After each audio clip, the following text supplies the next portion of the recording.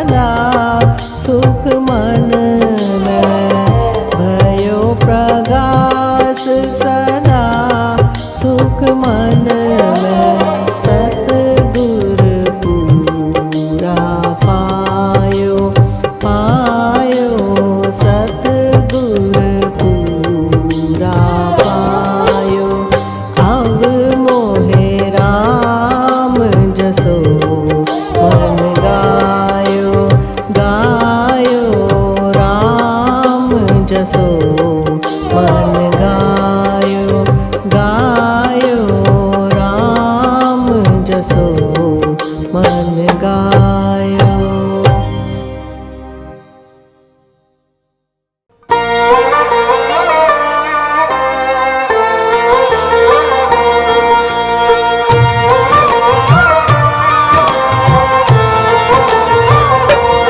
अरदास सुनी दातार प्रभु होए कृपाल अरदास सुनी दातार प्रभु होए कृपाल राख लिया अपना सेवक राख लिया अपना सेवक मुख निंदक चार प्रभु होए कृपाल मुख निंदक चार प्रभु होए कृपाल अरदास सुनी दातार प्रभु होए कृपाल अरदास सुनी दातार प्रभु होए कृपाल।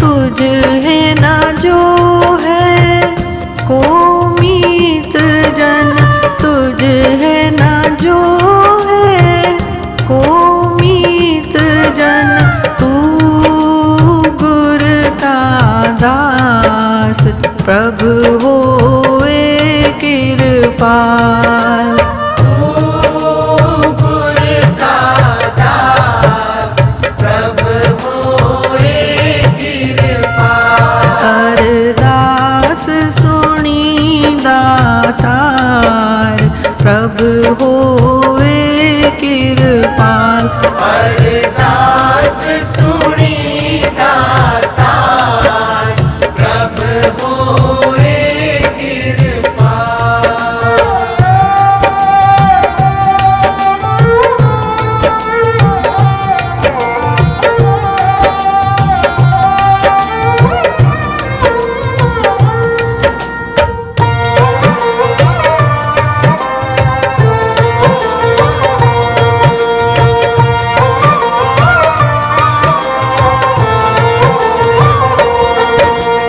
पार ब्रह्म तू राखिया पार ब्रह्म तू राखिया दे अपने हाथ प्रभु होए कृपाल अपने हाथ प्रभु होए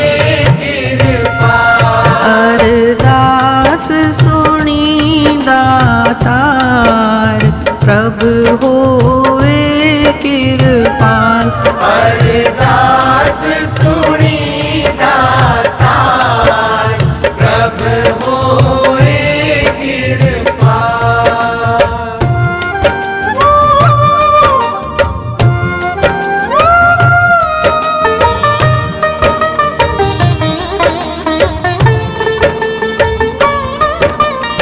जीवन का दाता एक है जीवन का दाता एक है बिया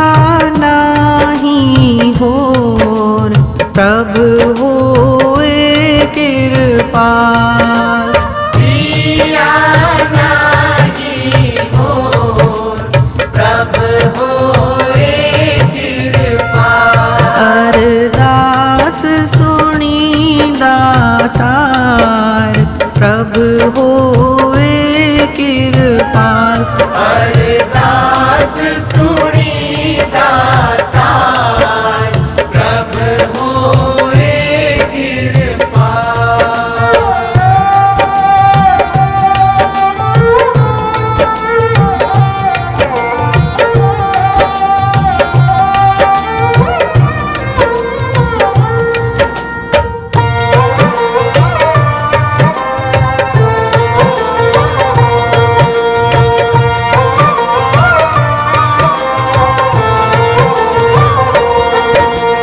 नानक की बेनंतिया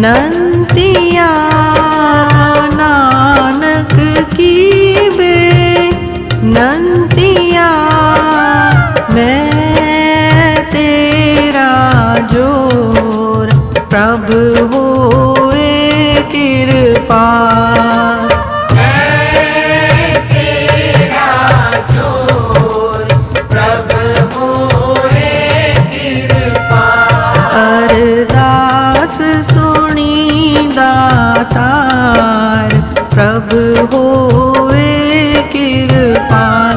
अरदास सुनी दातार प्रभु होए कृपाल। होए कृपाल। होए कृपाल। होए कृपाल।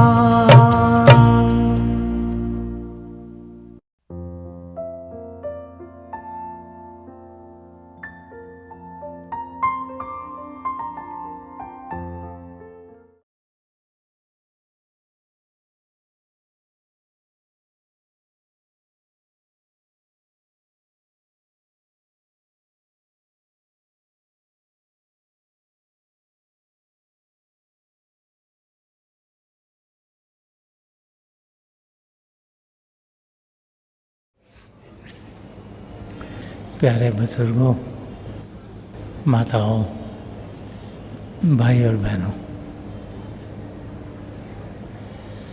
आज हम सब यहाँ दूर दूर से हजूर बाबा सावन सिंह जी महाराज के जन्मदिन के लिए इकट्ठे हुए हैं। संदर्शन सिंह जी महाराज इसे मास्टर्स डे के नाम से भी पुकारते थे। एक ऐसा दिन जिस दिन हम अपने गुरु के गुण गाएं। उन्होंने हमें क्या दिया उस ओर ध्यान दें,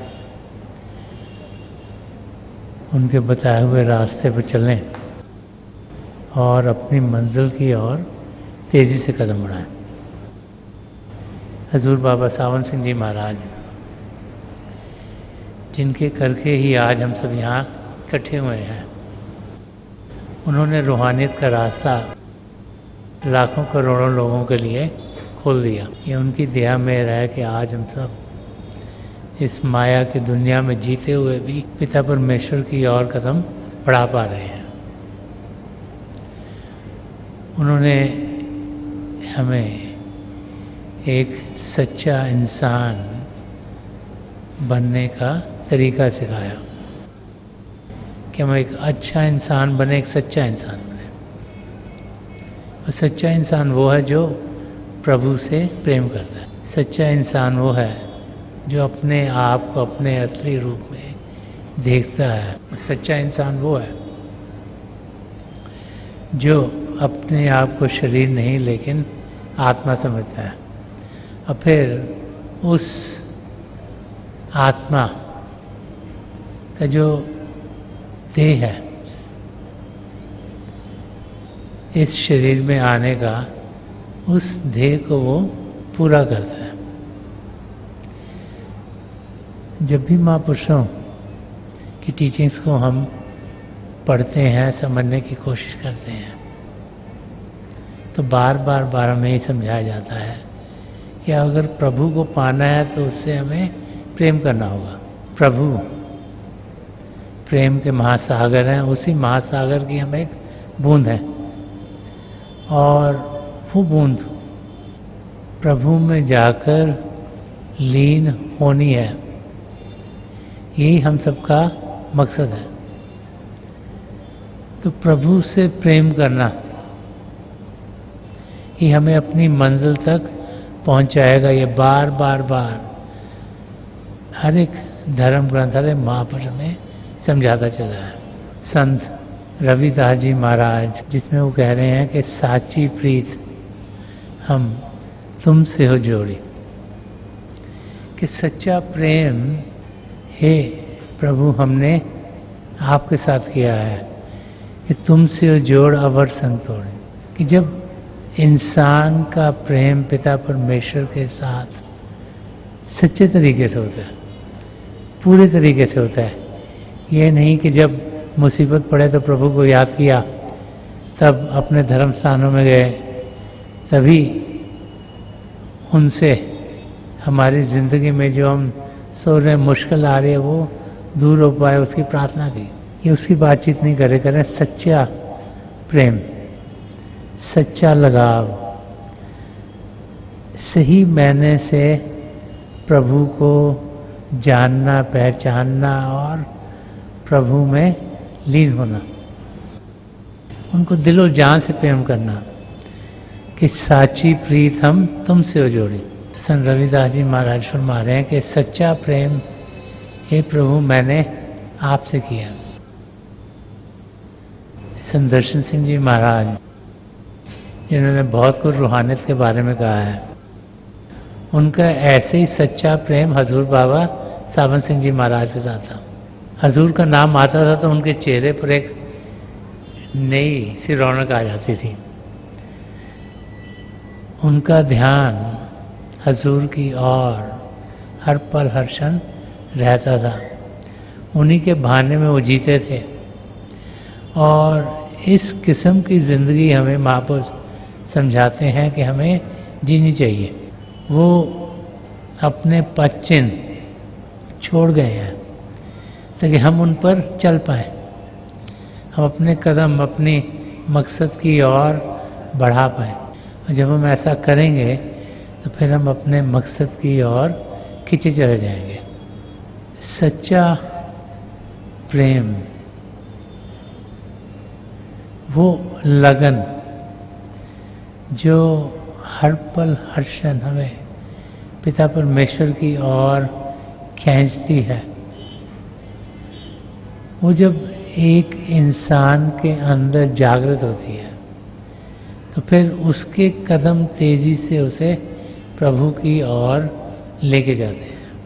इस दुनिया में, इस माया की दुनिया में बहुत से लगाव हैं, बहुत से खिंचाव हैं जो हमें अपनी ओर खींचते हैं। तो सच्चा प्रेम वो है जो हमारा ध्यान पिता परमेश्वर की ओर करे। सच्चा प्रेम वो है जिसमें हमारी पूरी लगन प्रभु की ओर हो। सच्चा प्रेम वो है जहाँ हम जाने कि सब कुछ पिता परमेश्वर की रज़ा में हो रहा है, उनके बहाने में हो रहा है और उनके बहाने में हम जिए। जैसे गुरबानी में तेरा बहाना मीठा लागे, या बाइबल में एज स्वीट इज द एवल, कि प्रभु की रज़ा में हम जिए, उसकी मर्जी हमारी नहीं। जनरली तो हम सोचते हैं मुझे ये चाहिए, ये क्यों नहीं मिला, मेरा ये काम होना चाहिए तो हुआ क्यों नहीं। तो हम मी अपने बारे सोचते रहते हैं। लेकिन जो उसकी रज़ा में जीता है, जिसे मालूम है अगर तकलीफ भी आई तो वो कोई कर्म कट रहे हैं, कुछ बुरा हमको लग रहा है बुरा रहा, उसमें भी कोई अच्छाई है। जब ऐसी ज़िंदगी इंसान जीता है तभी वो सही मायनों में पिता परमेश्वर से प्रेम कर रहा है। उसकी रज़ा में जीना तभी हो सकता है जबकि पूर्ण विश्वास हमारा पिता परमेश्वर में हो। और विश्वास करने के लिए हमें उनकी कोई झलक चाहिए, और प्रभु की झलक पाने के लिए ही हम अंदर की दुनिया में बढ़ते हैं। बाहर की दुनिया में कुछ ऐसा नहीं जो हमें पिता परमेश्वर की नज़दीकी देगा, लेकिन अंदर की दुनिया में उनकी रोशनी, उनकी ध्वनि, उनका शब्द हम सुन सकते हैं, देख सकते हैं और फिर उसको पकड़ सकते हैं। संत कृपाल सिंह जी महाराज फरमाया करते थे, जो रूहानियत का रास्ता है इसे पढ़ लिख कर हम पा नहीं सकते, इसे धन दौलत देकर हम कमा नहीं सकते। तो ये पकड़ने की चीज़ है, इसको पकड़ा जा सकता है। कैसे? जबकि हम अंदर की दुनिया में बढ़े, कि प्रभु का शब्द हम सबके अंदर चल रहा है, उसको हमने पकड़ना है। और जिसने उस शब्द को पकड़ा वो अपनी मंजिल की ओर बढ़ेगा। और अंदर की दुनिया में बढ़ने के लिए प्रभु से प्रेम करना बहुत ज़रूरी है। इसीलिए प्रेम के ऊपर बहुत जोर दिया जाता है। इसी शब्द में कई एग्जाम्पल्स संत रविदास जी महाराज ने लिए हैं, दिखाने के लिए कि जिस अवस्था में हम जी रहे हैं, ये जो बाहर की दुनिया है, इसमें किस किस्म का प्रेम हम देखते हैं, ताकि उसके ज़रिए हम सच्चे प्रेम की ओर कदम बढ़ा सकें। तो फरमा रहे हैं, जो तुम गिरभर तो हम मोरा, जो तुम चंद तो हम भय है चकोरा। कि अगर आप पहाड़ हो तो हम मोर के माफक, मोर पहाड़ की ओर जाता है, और अगर तुम चंद्रमा हो तो हम चकोर के माफक हैं। कहते चकोर चंद्रमा को देखता है, इधर से निकलता है, देखता रहता है, देखता रहता है, देखता उधर तक उसको देखता रहता है। उसकी गर्दन से आगे से पीछे जा रही है और टूट जाए, उसको उसका फ़र्क नहीं, उसका ध्यान पूरा उस चंद्रमा में रहता है। चंद्रमा से चकोर बहुत प्रेम करता है, उसको न खाने की होश है, न पीने की होश है। क्यों? क्योंकि उसको जो कुछ चाहिए वो चंद्रमा से मिल रहा है। ऐसे ही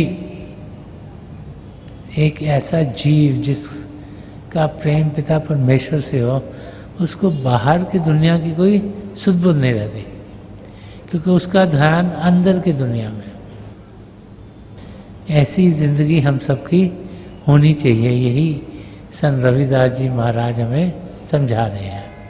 आगे और एग्जाम्पल देते हैं। आगे फरमा रहे हैं कि माधवे तुम न तोड़ो तो हम नहीं तोड़े, तुम से तोड़ कवन से जोड़े।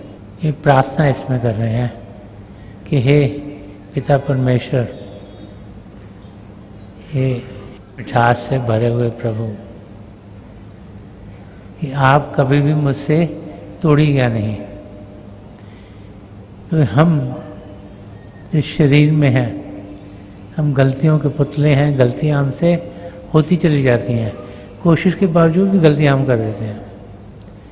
कि हमारी गलतियों की ओर ध्यान मत दीजिए, और हमसे आप कभी भी जो तार आपके साथ जुड़ी हुई है उसे तोड़े नहीं। कि पतंग जब डोर के साथ जुड़ी होती है और डोर हाथ में होती है, तो पतंग जो काइट फ्लाई कर रहा है, जो पतंग को उड़ा रहा है, उसके हाथों के मूवमेंट के ज़रिए मूव करती है। कि हमारी ज़िंदगी ऐसी जैसे कि हम एक पतंग हो जो प्रभु के हाथ में है, लेकिन अगर पतंग कट गई तो फिर पता नहीं कहाँ पे किसी झाड़ी में जाकर पड़ जाती है, किसी पेड़ में अटक जाती है, दरिया होगा तो उसमें चल जाती है, और कभी भी उड़ने के लायक नहीं रहती। तो यहाँ यही प्रार्थना कर रहे हैं कि माधवे तुम न तोड़ो तो हम नहीं तोड़ें। कि हम तो गलतियों पे गलतियां करते जाते हैं, और हो सकता है कि कभी हम आपसे मुंह मोड़ भी लें और हम तोड़ने की कोशिश भी करें, तो आप हमसे कभी भी मत तोड़िएगा। आप तो बख्शनहार हैं, हमारी भूलों की ओर ध्यान मत दीजिएगा। आप हमसे हर समय जुड़े रहें, क्योंकि एक शिष्य को मालूम है जब तक वो प्रभु से जुड़ा नहीं रहेगा वो अपनी मंजिल तक कभी पहुंच नहीं सकता। अगर दुनिया के खिंचाव ने उसे अपनी ओर खींच लिया तो वो कुछ भी पाने के लायक रहेगा नहीं। यही इस और ही इशारा संत रविदास जी महाराज फरमा रहे हैं कि तुमसे वो तोड़ कवन से जोड़े। कि भाई अगर आपसे टूट गई तो और किसके साथ हम जोड़ेंगे, क्योंकि हे प्रभु आपके सिवाय और कोई है नहीं जो हमें सब कुछ दे सकता है। इस धरती पर आने का मकसद, इस मानव चोले में आने का मकसद ही ये है कि हम अपने आप को जानें और पिता परमेश्वर को पाएं, हमारी आत्मा का मिलाप परमात्मा में हो। तो उस अवस्था तक पहुंचाने के लिए आपका प्रेम चाहिए। उसके सिवाय और कोई यहाँ है नहीं जो कि हमें मदद करे। तो अगर आपसे हम टूट गए तो किसके साथ जाके जुड़ेंगे? एक प्रार्थना की जा रही है कि हे प्रभु, हमारी गलतियों की ओर ध्यान मत दीजिए,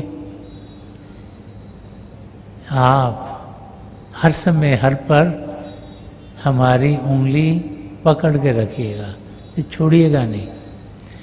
और आगे एग्जाम्पल दे रहे हैं कि जो तुम दीवरा तो हम बाती, जो तुम तीरथ तो हम जाती। कि अगर आप दीपक हो तो हम उसमें जो बत्ती लगी हुई है हम वो हैं, और अगर आप तीर्थ स्थान हो तो हम वो हैं जो वहाँ जाते हैं। एग्जाम्पल्स दिए हैं कि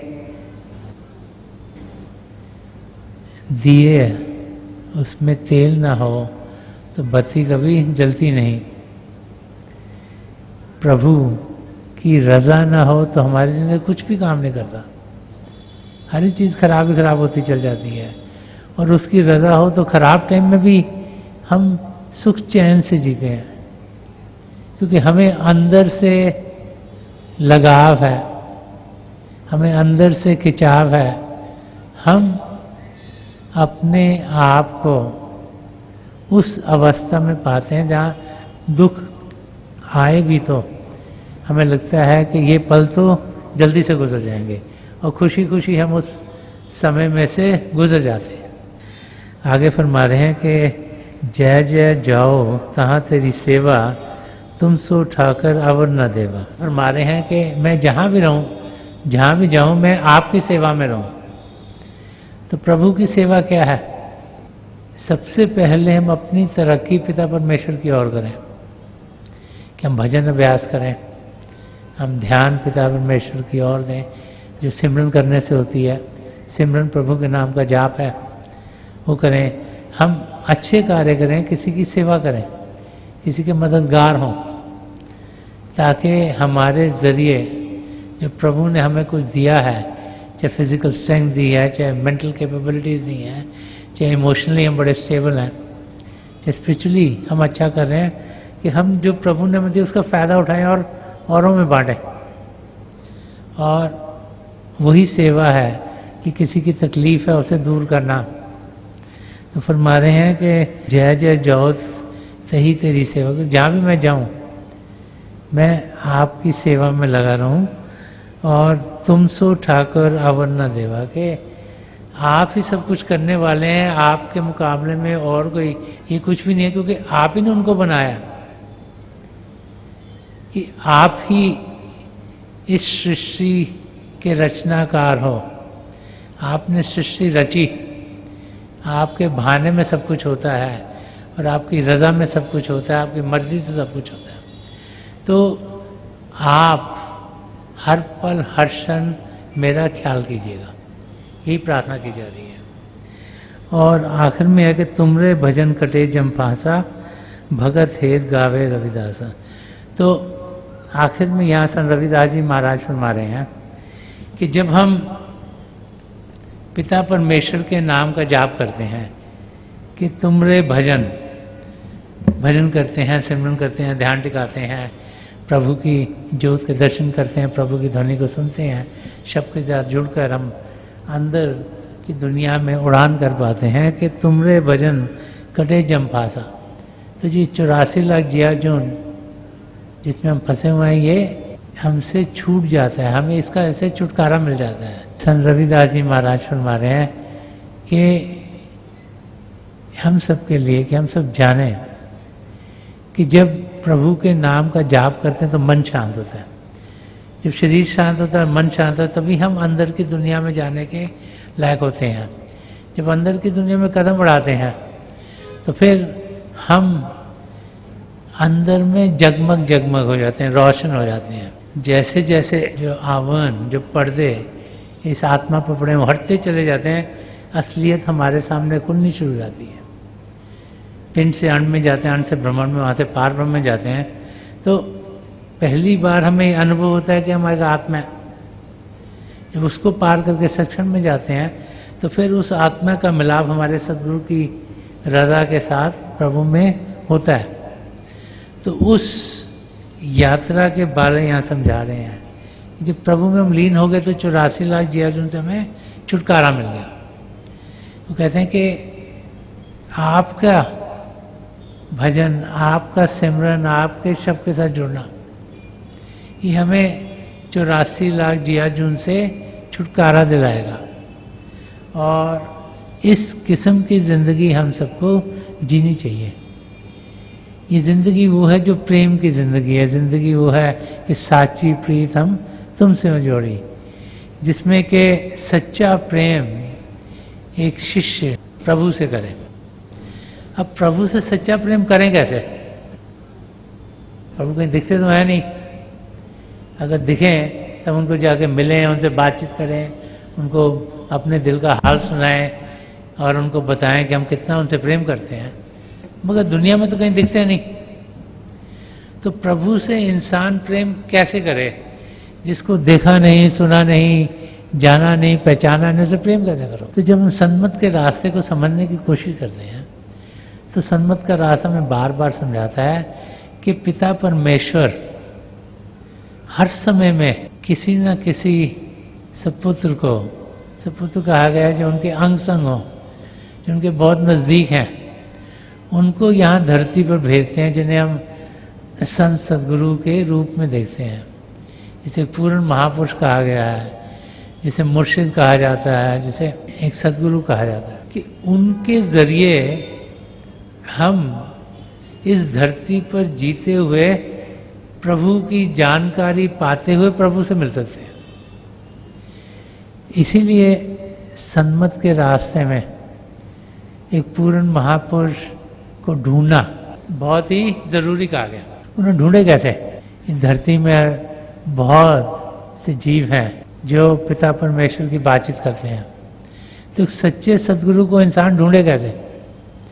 संत कृपाल सिंह जी महाराज ने एक किताब रखी जिसका नेम गॉड मैन है, जिसमें एक क्या क्या लक्षण हम देख सकते हैं या उन्हें जानने की कोशिश कर सकते हैं जब हम एक सच्चे गुरु की खोज में हो। ये सदगुरु की खोज कैसे की जाए, वो उस किताब गॉडमैन में संत कृपाल सिंह जी वहाँ ने बड़ा खोल खोल के समझाया।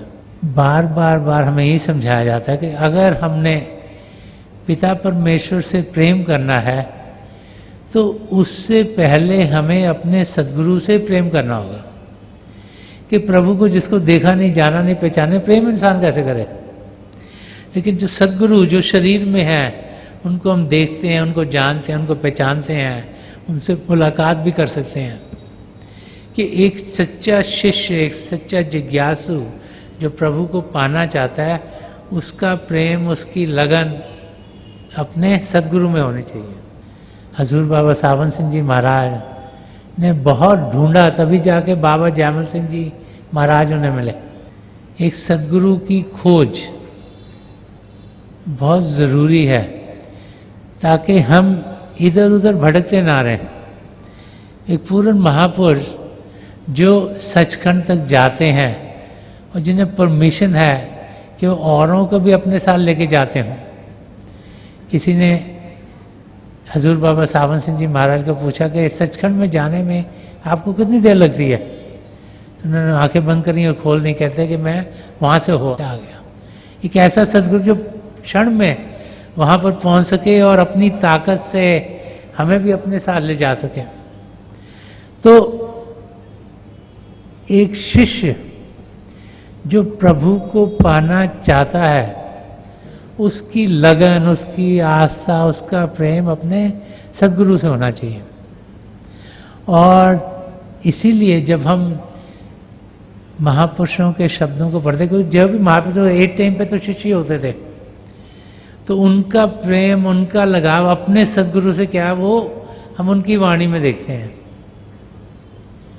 जब एक सच्चा शिष्य, संत दर्शन सिंह जी महाराज अपना एक्सपीरियंस बता रहे हैं कि उनकी ज़िंदगी में क्या होता था जब वो हजूर बाबा सावन सिंह जी महाराज से मिलते थे, कि उनके दर्शन देखते ही, उनका ख्याल आते ही उनके पास पहुंचते ही सारी हवा गुनगुनाने लगती थी, जैसे फूल खिल गए हैं, दीपक जल गए हों, अंधेरा हट गया हो, रोशनी रोशनी है, जागृति हो गई, हम मंजिल की ओर जा पड़े। ये एक शिष्य का अपने गुरु में लीन होना, एक आत्मा का अपने सद्गुरु की दया मेहर से शरीर से ऊपर उठना और उनके नूरी स्वरूप तो पहुंचना, वो भाई बहन जिनको नाम की देन मिलती है, तो यहाँ हमारे शिव नेत्र पर हमारे सद्गुरु टिक जाते हैं। जैसे ही हम अंदर की ओर बढ़ते हैं, शुरू में जो हम देखते हैं रोशनियाँ, आसमान, सितारे, चंद्रमा, सूर्य, ये सब अंदर की रोशनी के रिफ्लेक्शंस हैं। जैसे इनको पार करके अपने सद्गुरु के नूरी स्वरूप तक पहुँचते हैं, फिर हमें कुछ करने की ज़रूरत नहीं, फिर उनका काम है हमें अंदर की ओर लेके जाएं। वो हम अपने साथ, हमारा हाथ पकड़ के हमें गोदी में बिठाकर अंदर की दुनिया में लेके जाते हैं, जो प्रेम की दुनिया है। इसीलिए संत दर्शन सिंह जी महाराज ने जो और फरमाया कि खाक से ताबा क्या कशा, हमने तो जब किया सफ़र, इश्क मिला कदम कदम, हुस्न मिला नजर नजर। कह रहे जब मैं शरीर से उठकर अंदर की दुनिया में बढ़ा, तो वहाँ पर हर कदम पर मुझे प्रेम मिला, क्योंकि प्रेम की ये यात्रा है। और हर एक नज़ारे में और खूबसूरती और खूबसूरती और, क्योंकि वो और सूक्ष्म होते जाते हैं, और शांत होते जाते हैं अंदर के मडल। जहाँ पे खूबसूरती है, रोशनी, ऐसी रोशनियाँ जैसे हमने कभी देखी ना हो, ऐसी जगमग जो हमने कभी अनुभव ना की हो, और ऐसा आनंद जिसका एक्सपीरियंस हमें कभी ना हो। महापुरुष बार बार हमें समझाते हैं कि जो सच्चा प्रेम है वो एक शिष्य का अपने सद्गुरु के साथ होता है। और संत दर्शन सिंह जी महाराज ने इसके बारे में बहुत कुछ लिखा है।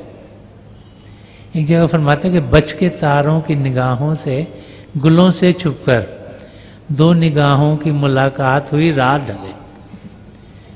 जब इस किस्म के शेर को हम समझने की कोशिश करते हैं, तो अगर खाली बाहर के शब्दों में लेंगे तो ये रोमांटिक सा शेर दिखाई देता है, जैसे बाहर की दुनिया में लिखा। बट इसमें जितनी डेप्थ है, जितनी परतें हैं इसके अंदर, उन तक पहुँचेंगे तो असलियत क्या है जो संत दर्शन सिंह जी महाराज हमें समझाने की कोशिश करें, वो हमारे सामने आएगी। अगर इसकी डेप्थ में जाओ तो हर एक वर्ड का मीनिंग है। जो रात ढले है, तो ये रात ढले इज द अमृत वेला, जो 3 से 6 बजे का समय। और जो दो निगाहें वो क्या है, एक हमारी आत्मा और एक परमात्मा, जिसमें सद्गुरु हमारी मदद करता है उसको पाने के लिए। ज़्यादातर मेडिटेशन पुराने टाइम में कब होती थी? उस सुबह के समय में, जब रात ढलती है, 3 से 6 बजे का समय, जैसे ब्रह्म मुहूर्त का आ गया, अमृत वेला का आ गया। वो क्यों? क्योंकि उस वक़्त फिज़ा में खामोशी होती है, सब लोग सो रहे हैं, हलचल भी कम है। तो पुराने ज़माने में तो लोग शहरों में तो रहते नहीं थे, कोई जंगलों में रहता था, और अभी सुबह की रोशनी निकली, इस करके जो परिंदे हैं वो भी सो रहे हैं, कोई आवाज़ नहीं हो रही, और झोपड़ियों में लोग रहते थे, तो सबसे शांत समय था। तो फरमा रहे कि उस समय में बच के तारों की निगाहों से, गुलों से छुपकर, कि जब हम अभ्यास करते हैं तो क्या होता है, जब हम बैठते हैं तो पहले तो हम सिमरन करते हैं मन को शांत करने के लिए। जब बैठते हैं एकांत में तो शरीर को शांत करना आसान है, जो सुनने की शक्ति है, देखने की शक्ति है, सूंघने की शक्ति है, स्पर्श की शक्ति है और चखने की शक्ति है, पांचों अंदर की ओर आसानी से हो जाती हैं। लेकिन मन को शांत करना मुश्किल, उसके लिए सिमरन किया जाता है। और जब हम सिमरन करते हैं तो क्या होता है कि आस्ते आस्ते हमारे जो थॉट्स हैं, जो ख्यालात हैं, वो कम होने शुरू हो जाते हैं। और जैसे ही वो कम होते हैं तो क्या होता है, अंधेरे में रोशनी के चिन्ह दिखते हैं, और रोशनियों को पार कर कर हम आसमान तक निकलकर सितारों तक पहुंचते हैं। तो बच के तारों की निगाहों से, उससे हमने आगे जाना है, वहाँ पर रुकना नहीं, सितारों से आगे जाना, यही यहाँ समझाया जा रहा है। और हम चंद्रमा तक पहुँचेंगे, और जब वहाँ पर पहुँचेंगे तो उसके बाद हम सूर्य तक पहुँचेंगे। जब सूर्य में पहुँचेंगे तो वहाँ हमें अपने गुरु के नूरी स्वरूप दिखाई देंगे। और जैसे ही उनका नूरी सूप दिखाई देगा, हम उनके साथ यात्रा पर जाएंगे। तो कई किस्म के द्वीप आते हैं, कोई 4 पेटल लोटस आएगा, कोई 8 पेटल लोटस आएगा, कोई 64 पेटल लोटस आएगा, जिनमें से हम गुजरेंगे इस करके गुलों से छुपकर कि सितारों के भी आगे जाना, और वो जो द्वीप आते हैं आगे, उनके भी हमने आगे जाना है। और जब हम आगे बढ़ेंगे तभी हम अंदर के मंडलों में उड़ान कर पाएंगे, तभी हम पिंड से अंत तक, अंत से ब्रह्मांड तक, ब्रह्म से पार ब्रह्म तक, उसको पार करते हुए सचखंड तक पहुंचेंगे। 2 निगाहों की मुलाकात हुई रात डले कि जब सचखंड में पहुंचेंगे तो वहाँ रोशनी रोशनी है, इतनी रोशनी जितनी लाखों करोड़ों चंद्रमा सूर्य में नहीं है। और वहाँ पर ही जाके पहले हम अपने सदगुरु में लीन होते हैं, जो हमें ये अंदर की यात्रा में लेके जा रहे हैं, फिर वो हमें प्रभु में लीन करा देते हैं। तो ये शहर अंदर की रसाई, अंदर की चढ़ाई, अंदर की यात्रा के बारे में लिखा गया है। ये बाहर के वर्ड इस्तेमाल किए गए हैं ताकि हमें समझ में आए कि इसकी गहराई तक हम कैसे जाएं, लेकिन समझाई अंदर का रास्ता है कि जब रात ढलेगी, जब सुबह का समय आएगा, वो समय मेडिटेट करने का सबसे अच्छा समय है, क्योंकि फिजा में खामोशी है। उस समय हमारी आत्मा जब उड़ान के लिए जाएगी, जब हम ध्यान टिकाने के लिए बैठेंगे, शरीर को शांत करेंगे, मन को शांत करेंगे, हम जो आसमान सितारों को पार करते हुए चंद्रमा सूर्य के पार अपने गुरु के नूरी स्वरूप तक पहुंचेंगे। फिर वो हमें अंदर की यात्रा में लेके जाएंगे। फिर ये जो अलग अलग द्वीप आते हैं जिनमें से हमने गुजरना है, उनको पार करने में टिके नहीं रहना। जैसे सहस्त्रदल कमल का आ गया, 1000 पेटल लोटस, 1000 पंखड़ियां हैं उस कमल के फूल की, उसके आगे जाना है, फूल में टिके नहीं रहना। इसीलिए एक सच्चे गुरु को ढूंढना बहुत जरूरी है। अगर गुरु वो है जो पहले मंडल तक ही जाता है तो आपको पहले मंडल तक ही लेके जा सकता है। अगर दूसरे मंडल तक जाता है, दूसरे मंडल तक लेके, और किसी मंडल में नहीं जाता तो कहीं भी नहीं लेके जा सकता। So we need to find the right गुरु। अगर जब तक हम सही गुरु नहीं ढूंढ पाएंगे, एक सच्चा गुरु नहीं ढूंढ पाएंगे, तब तक हम अपनी मंजिल तक पहुंच नहीं सकते, क्योंकि अंदर बहुत सी रुकावटें हैं, बहुत किस्म के द्वीप हैं, और भी बहुत से यहाँ पर वोलिंग टनल्स हैं और क्या क्या नहीं है अंदर, जिसमें कि आत्मा फंसी हो सकती है। बाबा जयमल सिंह जी महाराज, स्वामी जी महाराज, जब इनकी वाणियाँ पढ़ो, वो कहते हैं हम जब यात्रा कर रहे हैं सचखंड की, तो रास्ते में इवन 4th प्लेन, जो 4था प्लेन है, पार ब्रह्म है, उसमें इतनी आत्माएं फंसी हुई हैं और रो रो के पुकार रही कि हमें भी आप ऊपर ले जाओ। मगर वो कहते हैं कि जो भजन सिमरन इंसान इस शरीर में कर सकता है, जो उसका फल है, वो अंदर में जाकर बहुत ज़्यादा समय लगता है इंसान को। तो यहाँ पर हम समय निकालें, भजन अभ्यास करें, एक सच्चे गुरु की मदद से अपनी मंजिल तक पहुँचें। यही बार बार बार महापुरुष हमें समझाते चले। हम सब पिता परमेश्वर को जान सकते हैं, हम सब प्रभु को पहचान सकते हैं। आज जब यहाँ पर हम सब हजूर बाबा सावन सिंह जी महाराज की जन्म दिवस के लिए इकट्ठे हुए, तो उनकी टीचिंग्स को अपनी ज़िंदगी में ढालें। यहाँ से सुना, यहाँ से निकाल दे तो फायदा नहीं। इंसान सच्ची मिठास कहाँ से पाता है? एक पूर्ण महापुरुष से। उनकी ज़िंदगी मिठास से भरपूर है। उनके अंग सक जब हम होते तो क्या था, खुशी में हम रहते हैं। चाहे जितना भी दुख दर्द हो, जब हम संत कृपाल सिंह जी महाराज से मिलते थे या संत दर्शन सिंह जी महाराज से मिलते थे, कई यहाँ बुजुर्ग होंगे जो हजूर बाबा सावन सिंह जी महाराज के जिन्होंने शारीरिक रूप से दर्शन किए होंगे और उनसे मुलाकात होती है, तो उनसे मिलते ही क्या होता है, सारी प्रॉब्लम दूर हो जाती हैं। क्यों? क्योंकि ये उनकी मिठास है जो हमारे कड़वेपन को दूर कर देती है। ये उनकी मिठास है जो ओवर पावर करती है, तो हमारी तकलीफ़ें, हमारे पेन्स, हमारे दुख दर्द सब के सब दूर हो जाते हैं। तो ऐसी ज़िंदगी हमें जीनी है जिसमें हम पूरे तरीके से अपने सद्गुरु से प्रेम करते हैं। तभी उनके प्रेम की जो खिंचाव है वो हमें अंदर की ओर लेके जाएगी। एक पूर्ण सद्गुरु हमें अपने साथ जोड़ने नहीं आए, वो हमें प्रभु के साथ जोड़ने आते हैं। वो एज अ कैटलिकेशन वो करते हैं। जिन्होंने केमिस्ट्री ली होगी वहाँ पे आपको पता है कि 2 चीज़ें मिलती नहीं, तो एक कैटलिक एजेंट डाल दो मिल जाती हैं। तो हमारी आत्मा भी शरीर में है, परमात्मा भी शरीर में, कहीं बाहर नहीं, लेकिन मन ने ऐसी दीवार खड़ी करी है, मिल नहीं पाते। तो एक सदगुरु की मदद से हम अपने सदगुरु को बाहरी रूप में देखते हैं, उनसे प्रेम करते हैं, उनसे लगाव करते हैं, उनका खिंचाव हमें दुनिया की दलदल से निकालकर अंदर की ओर लेके जाता है, और फिर उनका प्रेम हमें प्रभु में लीन करा देता है। तो यही एक पूर्ण महापुरुष के जन्मदिन के मनाने के लिए हमें करना चाहिए। हम अपनी जिंदगी उनकी टीचिंग्स के माफक बनाएं, हम जाने कि वो हमारे अंग संग हैं, हम जाने कि उनकी दया मेहर से ही हमें सब कुछ मिलेगा और हम अपनी मंजिल तक पहुंच पाएंगे। तो सच्चा प्रेम हम अपने सदगुरु से करें, तभी हम सच्चा प्रेम प्रभु से कर पाएंगे। और बार बार बार जब भी किसी भी आप धर्म ग्रंथ को पढ़ेंगे, किसी भी महापुरुष के लफ्ज़ों को पढ़ेंगे, तो हमें यही समझाया जाएगा कि लगाव पिता परमेश्वर से करने के लिए हम सदगुरु से लगाव करें। जब वहाँ पर लगाव करेंगे तो हम अपनी मंजिल तक ज़रूर पहुँच पाएंगे।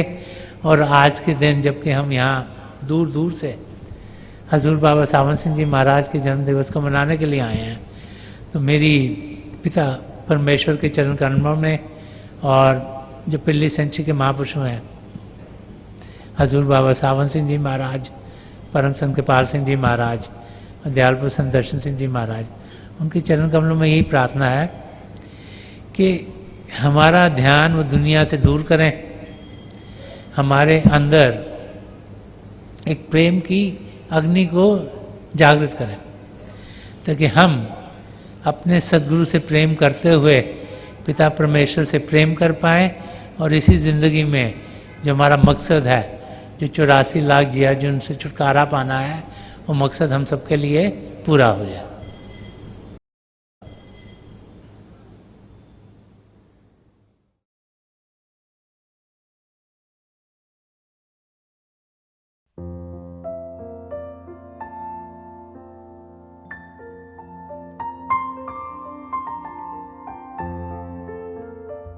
तो थोड़ी देर के लिए हम सब अभ्यास के लिए बैठ जाएं।